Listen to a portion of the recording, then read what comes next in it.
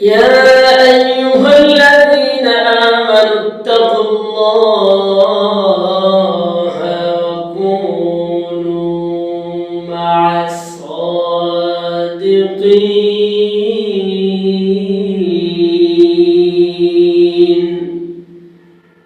আল্লাহ রাব্বুল আলামিন সূরা তাওবার 119 নম্বর আয়াতের মধ্যে জানায় দেন, ইয়া আইয়ুহাল্লাযীনা আমানু,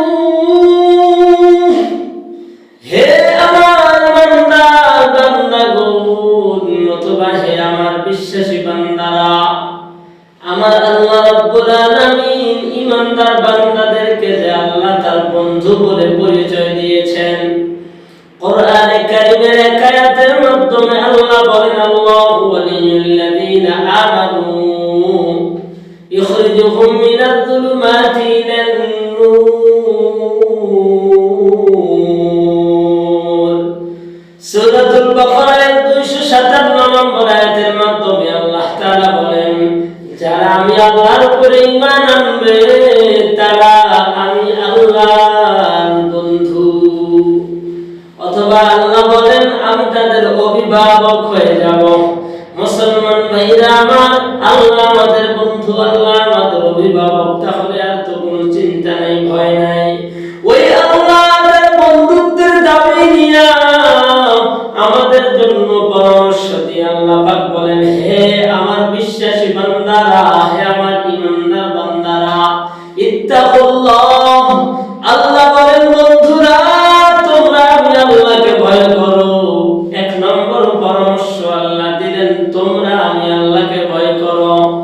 এরপরে রব্বুল আলামিন আয়াতের দ্বিতীয় অংশে এই পরামর্শটা দিয়ে আল্লাহ বললেন, রকুনু বাস-সাদিকিন।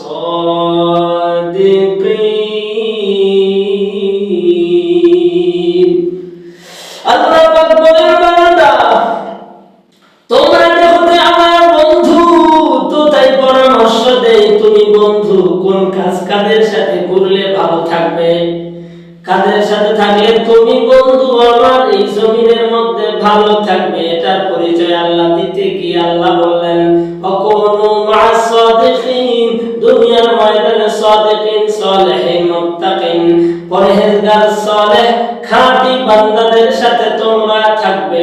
আল্লাহ কিন্তু এই পরামর্শটা তার বন্ধুদের জন্য দিলেন, ইয়া আইয়ুহান নাস বলে আল্লাহ এই পরামর্শ দেয় নাই।